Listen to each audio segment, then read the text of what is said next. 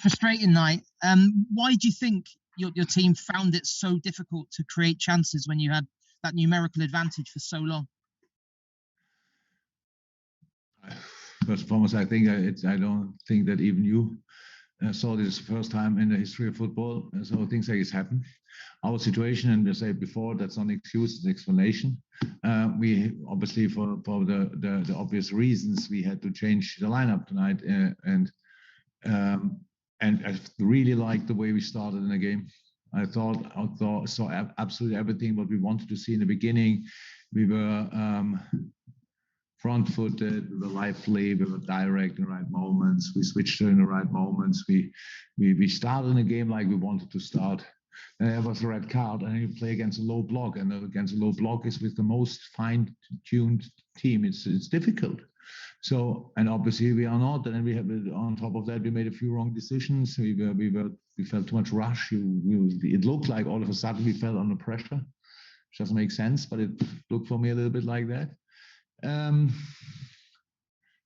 It's a typical situation from you go to win something tonight, and you in a second you turn into a situation where you can lose something, and that's what I saw in the first half. Then we tried to change second half, a couple of things, especially that we wanted to have so changing the way they had to defend us, like with especially Curtis now dribbler on the wing, that he is really active there, that he tries to give them some different problems than before. I thought it worked out quite well. Then we tried to do the same thing on the right side with Nico.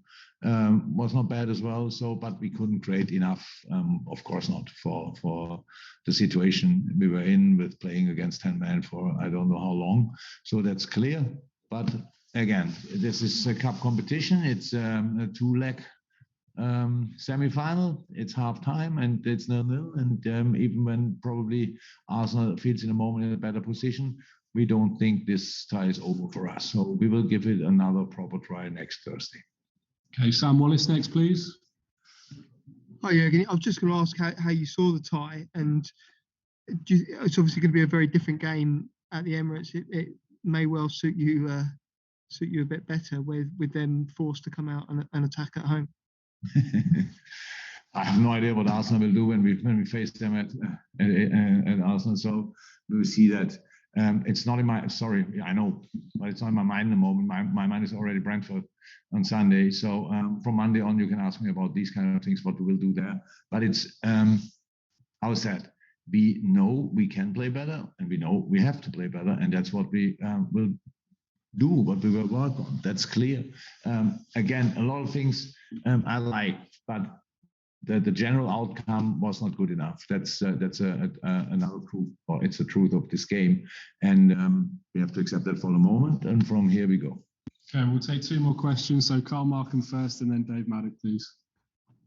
Hi, Jurgen. I'm just wondering, do you think the players were trying too hard to win it to get an advantage because this was the home game tonight? In moments, yes. After the red card, yes. That's what I said. It looked like we fell under pressure. That makes no sense, but it's human.